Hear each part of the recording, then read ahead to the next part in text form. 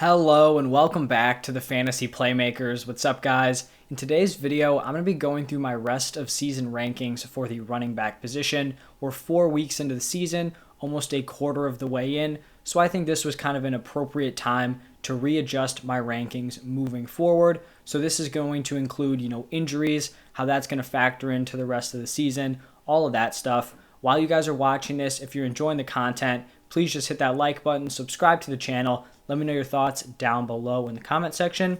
But let's just get right into my top 30 rest of season running backs. And I'm going to start it off from the top. Number 1, I'm going to have Derrick Henry. I would have Christian McCaffrey here, but he is still dealing with an injury. He could miss 1 week, 2 weeks, maybe even 3 more weeks. So I'd rather have Derrick Henry, who's going to be 100% healthy moving forward. Henry's ceiling has been raised a ton this year due to his involvement in the receiving game. I really don't think anyone saw this coming. If you were drafting Derrick Henry, it was just probably for his overall usage on the ground, his consistency, his workload, and really just never being injured. And I mean, that was a totally fair reason to draft him. But now you've kind of just walked in to this new receiving role. Obviously, he's not like a Austin Eckler or Christian McCaffrey, but just adding that extra facet to his game is really something that can elevate him to be the number 1 overall running back on the season. After Derrick Henry, I have Dalvin Cook, and he's really the only other player right now I would take over Christian McCaffrey for the rest of the season. And same thing for Derrick Henry. It's just because they're going to be healthy potentially for the next 13 games of the season. Dalvin Cook has basically done what we expected from him coming into the year. When he's healthy, he is the workhorse of that offense. He's going to have a solid role in the receiving game. He's going to be getting a ton of volume on the ground, and I just don't see why that would change moving forward. Then at number 3, I have Christian McCaffrey. I talked about him in my buy low video that I recorded a few days ago. If you guys can go out and acquire Christian McCaffrey right now, I think you should 100%, because when he is on the field, there is no one who has a higher ceiling. If he's healthy for 16, 17 games, the man has a legit shot to put up 1,000 receiving yards and 1,000 rushing yards. His usage has been great to start off the season, and I've actually gone out and acquired him in at least one of my leagues. I think I said this in the buy low video, but I would be trading any player not named Derrick Henry or Dalvin Cook straight up for Christian McCaffrey, because you may have to sit him, put him on the IR for a week or two, but when he comes back, he is going to be the running back 1 for the rest of the year. So he comes in at number 3. Then at number 4, I have Aaron Jones. I was super high on him coming into the season. I still feel great about him moving forward. He doesn't have, the same quality of workload that a guy like Derrick Henry, Dalvin Cook, or McCaffrey will have when they're on the field, but he's on this high-powered offense. He gets work on the ground. He gets work in the air. He's very efficient, and he's going to have a lot of red zone opportunities on this top-tier Packers offense. So I love Aaron Jones moving forward. Then at number 5, I have Austin Eckler. He has basically done exactly what you wanted from him coming into the season. I think in my final sets of rankings, I had Austin Eckler ranked as my RB7, and I thought there was kind of a fairly wide range of outcomes. I think he had a legit shot to come in and finish as the number 1 overall running back if he was able to take over the red zone work, get the majority of the carries, and then use his receiving upside, which we knew he had, and he has done a great job of really just commanding almost every touch out of that backfield. But that definitely wasn't a guarantee coming into the season, and he still doesn't have that total monopoly over the touches, but he is such a good receiver out of that backfield. That gives him a great floor, plus he has been getting a lot of opportunities close to the goal line, which is definitely going to help his touchdown upside for the rest of the season. So he is a locked-in mid to high-end RB1 for the rest of the year. Then at number 6, I have Alvin Kamara, and he's been pretty disappointing to start off the season, and it's kind of crazy because if coming into the season someone told you Alvin Kamara is going to be consistently getting 20 plus carries a game, you probably would be ecstatic with that, but for some reason he has this huge workload on the ground, and his receiving role has just totally vanished. Derrick Henry has more targets on the season, which is just crazy. No one would have expected that coming into the year. Hopefully this is just kind of a few game thing, and he's going to be able to bounce back. Maybe Michael Thomas returning can help him out, but that's not going to be until week 7. So the workload on the ground is great. Hopefully he can just start to work back into the receiving game, because that's really where Alvin Kamara had his major upside. At number 7, I have Saquon Barkley. And if you drafted Saquon, I feel like you've got to be feeling great. If you selected him to your team, you had to expect he was going to have a slow start. That was the risk, He may not be healthy for week 1, may not be healthy for week 2. He ends up playing in both of those games, doesn't play well, doesn't have a huge snap share. Then week 3, week 4, you're seeing the Saquon Barkley of old. He's getting almost every touch out of that backfield, looks great in the receiving game. And moving forward, you have a mid-tier running back 1, and for the price you drafted him at, that is probably very solid value, considering he was going in the late first round once we were getting closer to the season. At number 8, I have Ezekiel Elliott, and he's really been a roller coaster all season. Week 1, I think a lot of people didn't expect him to play well. He didn't against that tough Bucs defense, and so a lot of people started panicking. I was like, you should be buying low on Ezekiel Elliott. Then he goes into week 2, puts together a solid game, but it was a heavy split with Tony Pollard. And at that point, I was like, I'd probably want to be moving Zeke. I don't love the direction this is going. But then week 3, week 4, he has looked fantastic. They've kind of phased away from Tony Pollard. Obviously, he's still getting work, but Zeke is still clearly the bell cow back. And with this Cowboys defense playing at a much higher level than expected, they can keep feeding Zeke. They don't have to be throwing the ball 40 plus times a game. So I love Zeke moving forward in this Cowboys offense. After Zeke, I have Najee Harris here at number 9. And if you drafted Najee Harris, you have to be pleased with what you've seen so far. I think a lot of people were expecting a very huge workload from Najee Harris, and that is exactly what you've gotten. He's taken almost 100% of the snaps at the running back position. I talked about this coming into the season. Those probably aren't going to be super efficient touches. This offensive line is terrible. Big Ben just doesn't really have a lot of respect throwing the ball down the field. So, he's going to be getting 3-4 yards every single carry, if that. But what's really been nice for Najee Harris owners is he's established himself as a nice receiving back out of this backfield. And since Ben struggles to push the ball down the field, Najee Harris has just become a huge check down option for him. So Najee Harris, if he can maintain that workload throughout the season, should be locked in to finish as a running back 1.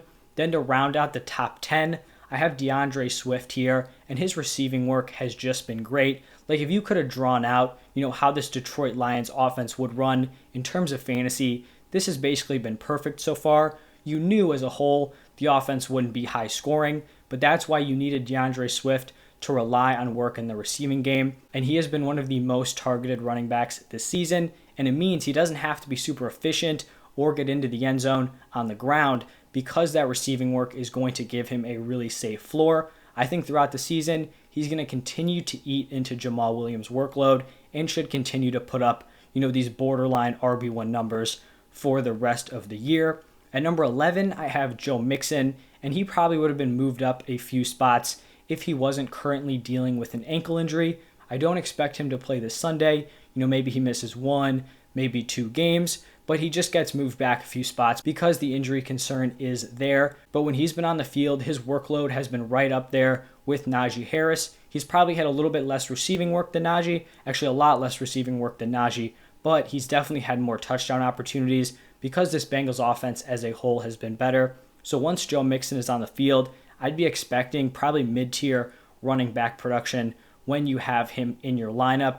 And then to round out the RB1s, I have Nick Chubb here at number 12. Nick Chubb's a little bit of a frustrating player to own. I personally don't have him in any of my leagues, but he's one of these guys where he can go for stretches without getting into the end zone. And if you're playing in half point or full point PPR, that can really hurt you in your lineup, because in terms of a successful NFL day, he could go out there, 18 carries, 100 yards. You look at the stat sheet, you say, oh, that's great, but he's not getting that receiving work. That's going to Kareem Hunt. And so if he doesn't get into the end zone, you're looking at maybe 10, 12 points if he gets a reception in there. So that's not great for fantasy, but he's going to have his games where he goes for 120 yards, 2 rushing touchdowns, and then you're going to remember why you drafted Nick Chubb, likely as a first-round pick. Then breaking into the high-end RB2s, I have Jonathan Taylor here at number 13. He's definitely been a little bit disappointing to start off the season, and a lot of that has just been due to the volume. The volume that he was seeing towards the end of last year, where he really had his huge breakout, has just not been there. He's been splitting carries with Marlon Mack and Naheem Hines, they're not taking over a huge portion of the touches, but it's more so that this Colts offense has not been great, and they've been trailing in a lot of games, which obviously you can't be relying on the run game down the stretch if you're down, a touchdown plus. He did finally have his first really solid game in week 4, so hopefully he can continue to build on that and this offensive line can start to get healthy. Then at number 14, I have Antonio Gibson, and I believe this is exactly where I had him coming into the season. I got a lot of criticism for having him as my RB14. A lot of people liked him a lot higher, RB10, RB11, RB12, and for me, coming into the season, the concern with Antonio Gibson is I kind of felt like everyone assumed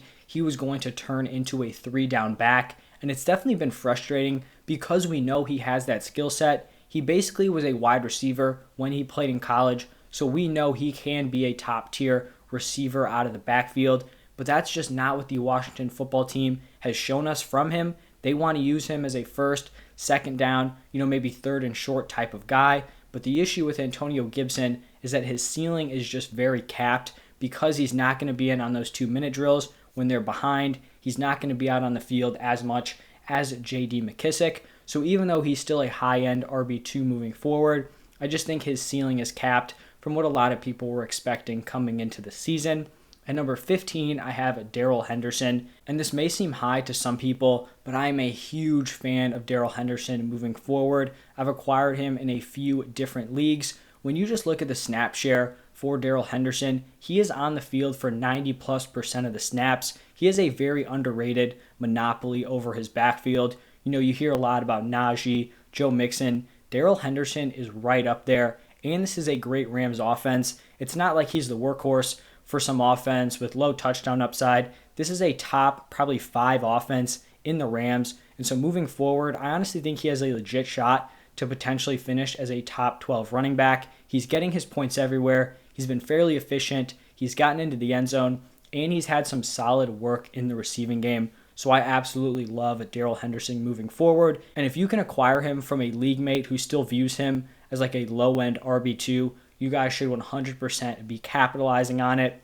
At number 16, I have Clyde Edwards-Helaire, and he's kind of in this weird spot where, if you drafted him as like RB13, RB14, you may think like, oh, this doesn't seem too bad, but I do feel like there's a pretty big cutoff, maybe from like RB13, RB14, to Clyde here at number 17, but in the same sense, I think there's probably a pretty solid cushion between Clyde at RB16 and the guys I'm going to talk about at RB17, RB18, RB19. Clyde's fantasy performances the last 2 weeks have been very promising. The only issue is that he has gone down in his snap share every single week, so I do like that the Chiefs are sticking with him, but it does seem like they're moving more and more towards a running back by committee. It seems like they're way more inclined to use Darrell Williams as their goal line back, which obviously is not great for CEH. The upside of drafting him was that you thought he could be a 3-down back on a top-tier offense. It just doesn't look like that is going to happen,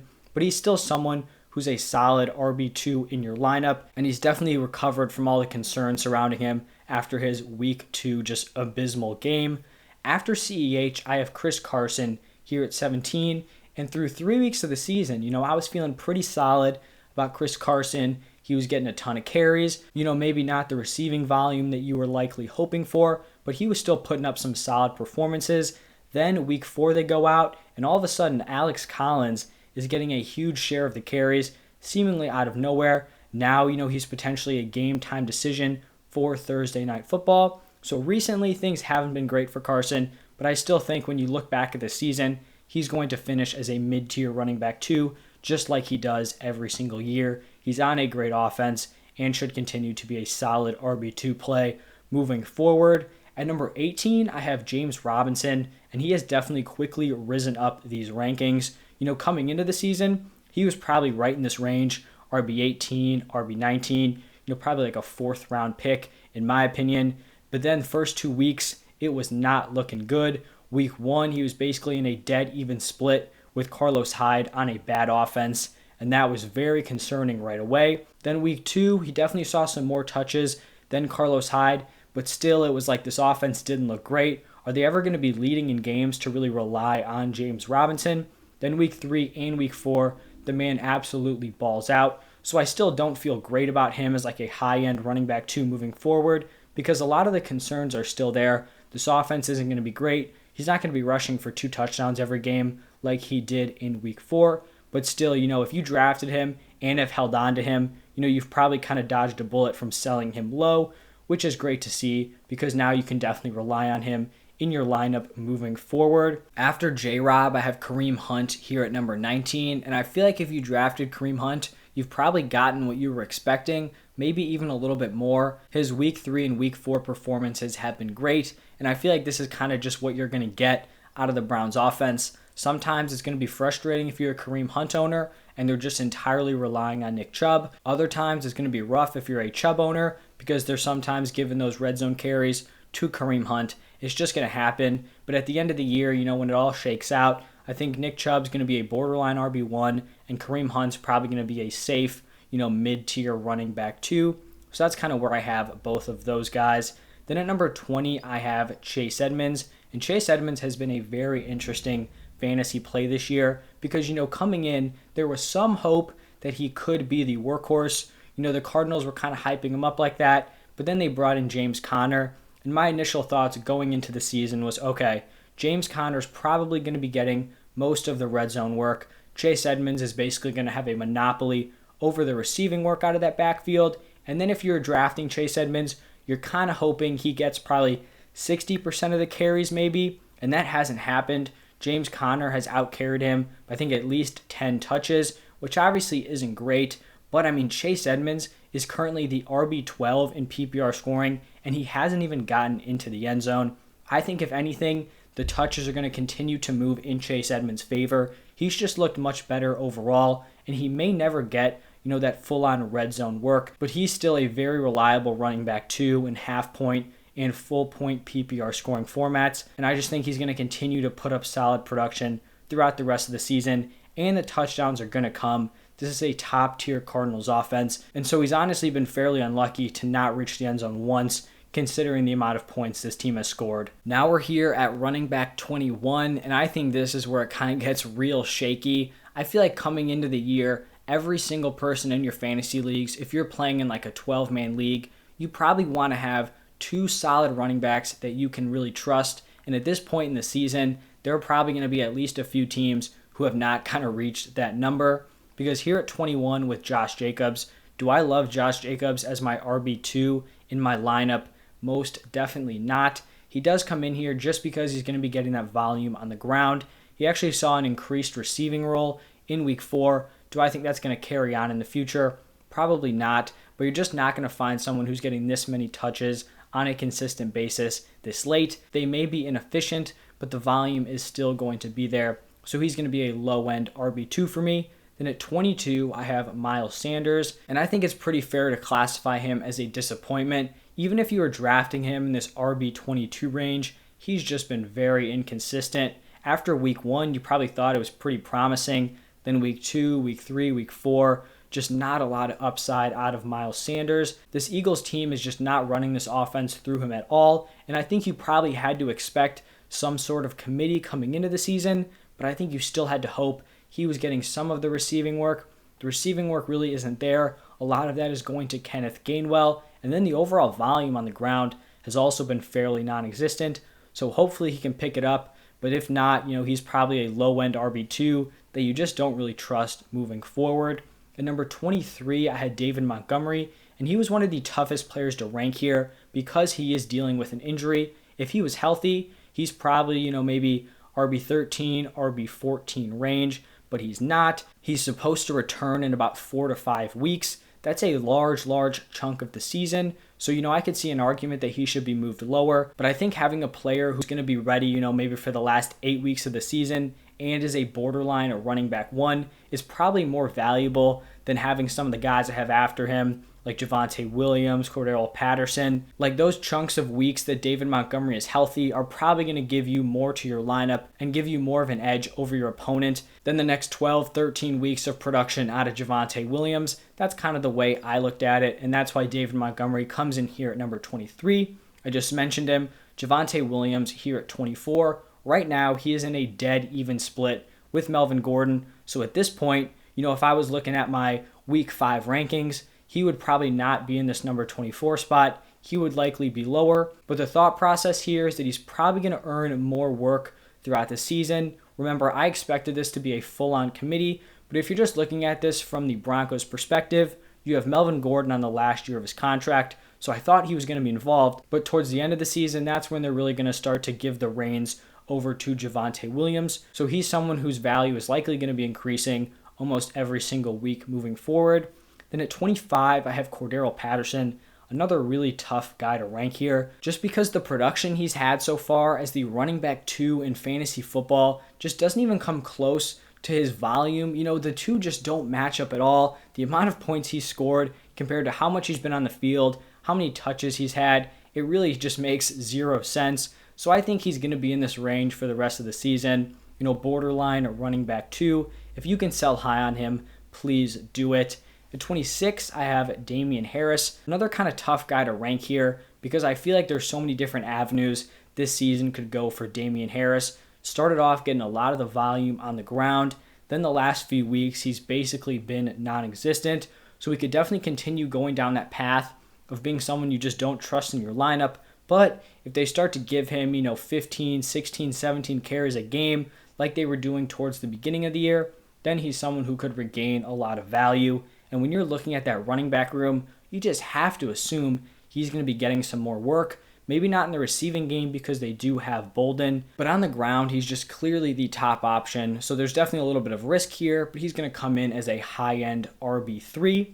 At 27, I have Leonard Fournette, and it's always going to be tough to be ranking this Buccaneers backfield because when Giovanni Bernard comes back, Leonard Fournette's ceiling is going to fall off a lot because if he's not getting that receiving work, he definitely is far less valuable. The thing is, at this range, you're just not going to have a lot of running backs who have the potential to lead their backfields on top-tier teams. So that's why he's here at 27. And basically, kind of the same explanation is going to apply for Zach Moss here at 28. He's honestly in a fairly similar situation to Leonard Fournette. Him and Singletary are in an almost dead even running back by committee. So far, Zach Moss has been able to get into the end zone more often than Devin Singletary, so that's why he kind of slightly edges him out here. Then at 29, I have Mike Davis, and he's someone I really liked coming into the season. He definitely hasn't had the start I was hoping for. In PPR leagues, he hasn't been a terrible start. He scored in double digits in all 4 of the games. Hopefully, when Cordarrelle Patterson starts to cool off, which is seemingly inevitable at this point, Mike Davis can kind of start to get some of that positive touchdown regression. Right now, if you're a Mike Davis owner, which I do have him in at least 2 leagues, you're really just going to have to hope that he can kind of hold off the majority of the carries from Cordarrelle Patterson and Wayne Gallman. And then once they start to get this run game going, that's definitely going to benefit him. The solid part is that he has also been involved in the receiving game, so I'm definitely not as high on him as I was coming into the season, but he still is going to crack the top 30. Then the last guy here at number 30 is going to be Myles Gaskin. I don't even know where to start with Gaskin. The first, 2-3 weeks of the season, it was looking solid. He wasn't the workhorse, and if you drafted him, you probably knew he wasn't lined up for that spot. That's definitely where his upside was if he could take over that role, but still, he was the top receiving back. Then week 4, he essentially gets benched for Malcolm Brown, and then also Salvon Ahmed as a backup. Really just doesn't make sense. I think the hope here is that once Tua comes back, he really relied on Myles Gaskin as a check down guy. Then Gaskin's value can start to go up. But right now, if we're talking about locked in workload, Gaskin probably has the least of anybody on this list. I even considered moving Melvin Gordon ahead of him. But then when I look at Gordon, I barely value him as a top 30 running back plan a week-to-week basis. And if I think he's going to be losing touches, Myles Gaskin's ceiling is still just much higher, but really week 4 was just a major blow if you are a Myles Gaskin owner. So those are my top 30 rest of season RB rankings. If you guys enjoyed the content, please hit that like button, subscribe to the channel. Let me know your thoughts down below in the comment section.